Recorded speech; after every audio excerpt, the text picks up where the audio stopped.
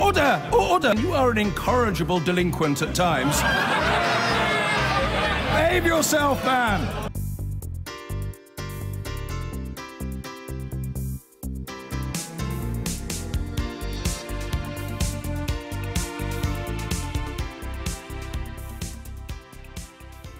Do you use Facebook yourself? Well, if you do, then very soon you're supposed to find out whether your data was harvested and may have been used for political purposes. Chris Wylie is the man who blew the whistle after working for the company at the heart of all of this, Cambridge Analytica. He also claims he's helped set up AIQ, a Canadian company which provided services for the official Leave campaign in the Brexit referendum, and he's with me now. Welcome, Chris Wylie. Hi. Can I start by asking a very sort of simple question? Because to a lot of people this sounds slightly scary. Harvesting data sounds like harvesting your organs or whatever. If you're a Facebook user and you're worried about what's happened, can you explain what they should be worried about and whether indeed they should therefore delete their accounts? So Facebook, if you think about what it is that you're putting on Facebook, you're in a way curating your identity online. So you're creating sort of a digital clone of yourself online. Putting lots of information. Lots of information about yourself, some of which you may or may not want other people to know. And what data harvesting is where an application or some kind of piece of technology will go and pull all of the information about you and store it in a database sometimes without you even knowing. But most people are kind of grown up. They understand that they are getting, in effect, something for nothing. It was created by Mark Zuckerberg to put people in touch with each other. It's a tool. And therefore, if they put their data out there, somebody may well use it for something. In a sense, it's a Faustian pact. If you put all your data on a free service, somebody is going to do something with it eventually. Sure, but the law in this country and in many countries around the world requires something called consent. So if you put something out on Facebook or any other social platform, that doesn't give anybody the right to just use it without asking. And so what we've seen with the Cambridge Analytica story is that people's data has been taken, misappropriated without their permission and knowledge. And that's really important. Just because you put something... Misappropriated how? There was a Facebook application that had permissions to pull people's data, but not only their data using the app, but all of their friends. So if you knew someone who used one of the apps that Cambridge Analytica funded, your data would have been taken, but you wouldn't have known about it. And the reason that's a problem is because if you don't know how your data is being used, you don't know necessarily what information is being presented to you, and you don't necessarily know the veracity. Why you're being asked this. Yeah, why? So, because this all really hangs on the suggestion that using this data helps political organisations win elections and change power structures.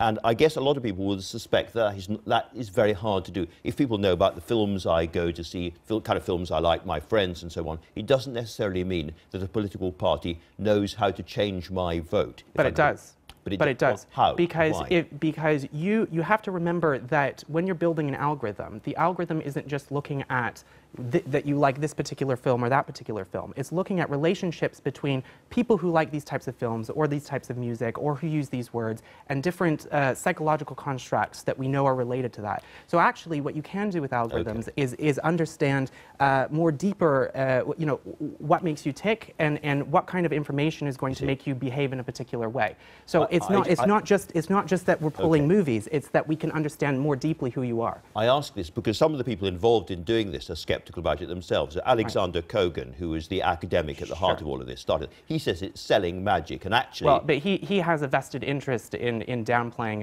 its utility because he was deeply involved in the misappropriation of the 87 million Facebook records. Mark Zuckerberg says that his big mistake was allowing the bad guys to use his app, to use his data in the first place. Sure. And by the bad guys, I'm paraphrasing hastily. I'm afraid he means people like you. You were very involved in data harvesting for a long time, and you were selling this service indeed to Dominic Cummings of Vote Leave, or trying to. Let me be clear. When I had meetings with Dominic Cummings, I wasn't offering anything illegal. I'm not suggesting it's illegal, but it's the same kind of business. There's a big difference between using data with people's consent and presenting information in a targeted way where people know what kind of information they're receiving and can make a judgment on that. Okay. And pulling data without consent and presenting information where it is unclear consent is whether it is true or not. And this really gets to the crux of what fake news is. Because if people are being targeted online without their consent or knowledge with information that isn't necessarily true, they're going to behave or vote in a particular way that had they known the facts, they wouldn't necessarily have done. I see. Okay, so that's a crux of manipulation. Let's turn to the political crux of the story, which is quite complicated. So if you don't mind, we'll walk through it bit by bit. So this Canadian company, AIQ, Aggregate IQ, did work for Vote Leave. Nobody dissents from that. And Dominic Cummings had the famous quote on their website, "We couldn't have done it without you." But they were doing something that's completely illegal. I mean, they were. This is using internet to target adverts, and that is legal. And there's no suggestion that I know of that either side was doing anything wrong at that point. Well, let's actually be clear. So Aggregate IQ was set up to support Cambridge Analytica. Aggregate IQ built the Ripon platform, which was the platform that Cambridge Analytica used to target people using misappropriated Facebook data. Yeah. So first of all, let's be clear about that. The crucial question, Secondly, let's also be clear about the question of legality of what AIQ was doing and what Vote Leave was doing in setting up a bunch of these funding schemes and funneling money into different campaign entities.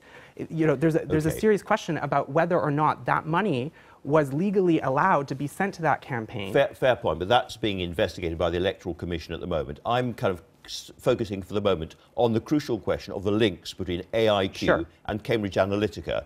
AIQ said in a statement, AIQ has never been and is not part of Cambridge Analytica or SCL, that's the parent company. AIQ has never entered into a contract with Cambridge Analytica. Chris Wylie has never been employed by AIQ. AIQ has never managed, nor did we have access to any Facebook data or database allegedly obtained improperly by Cambridge Analytica. So when you look at the evidence that I presented to the DCMS committee at Parliament, which some of it is now published in the public domain so people can look at it, there are emails and contracts that show that Aggregate IQ not only built the Ripon platform, which is the same platform that Cambridge Analytica used to target people using misappropriated Facebook data, but there's also emails showing that they had access to the servers, that they had access to the data. So, and this is why Facebook has now banned Aggregate IQ. So why did the Observer publish a correction or an apology, basically taking the AIQ version of this? You'll have to ask them. That was their call, and I think it was a mistake, because actually when you look at the facts and the evidence, when you look at the contracts, when you look at the signed contracts between Aggregate IQ and the parent company SCL, the parent of Cambridge Analytica, signed contracts, right? When you look at server diagrams, when you look at emails that show that they had access to this data, when you actually look at the projects that they were doing, they built this infrastructure. Chris Wylie, this is now an argument, obviously, between you and AIQ, and it's going to have to be resolved by the Select Committee itself. Sure. We should say that of all these, I mean, I think 80 million Facebook accounts might have been used in this way, Mark Zuckerberg now says. 87. 87 million, of which about 1 million only could be British. It's quite a jump to say that of that 1 million, large numbers of people changed their minds in the referendum.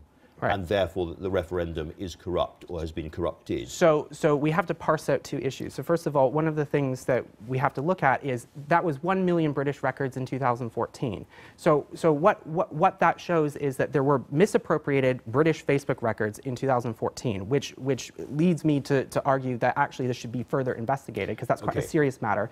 Secondly, when we're talking about corruption in the referendum, you also have to look at the fact that Vote Leave spent 40% of their budget on AIQ, the same company that was involved in this entire Cambridge Analytica scheme, and that they used AIQ as a funding vehicle with lots of different campaigns. As I say, that's being done by the Electoral Commission. Can I just ask you? But it's a key point because that is the crux of Commission look at that. Well, but the point that I'm making is that actually this is far more serious than just the Electoral Commission. You have to understand that we have a hard day. We have a hard day. If you let me explain. We're running out of time.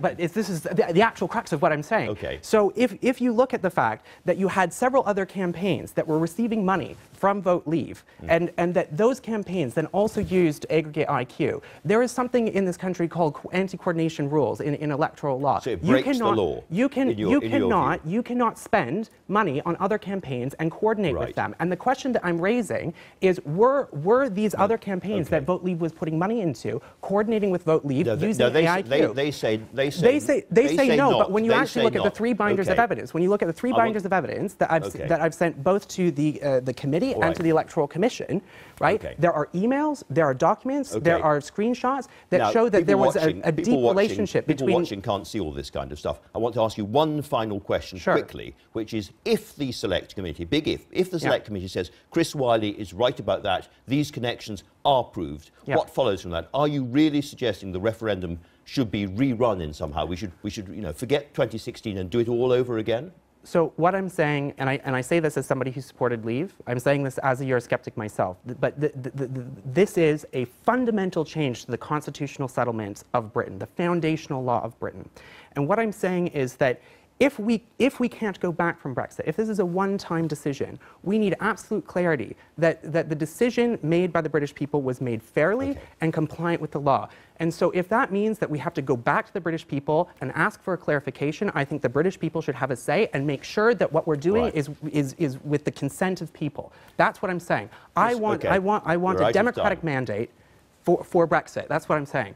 Chris Wylie, thanks very much indeed for talking to us.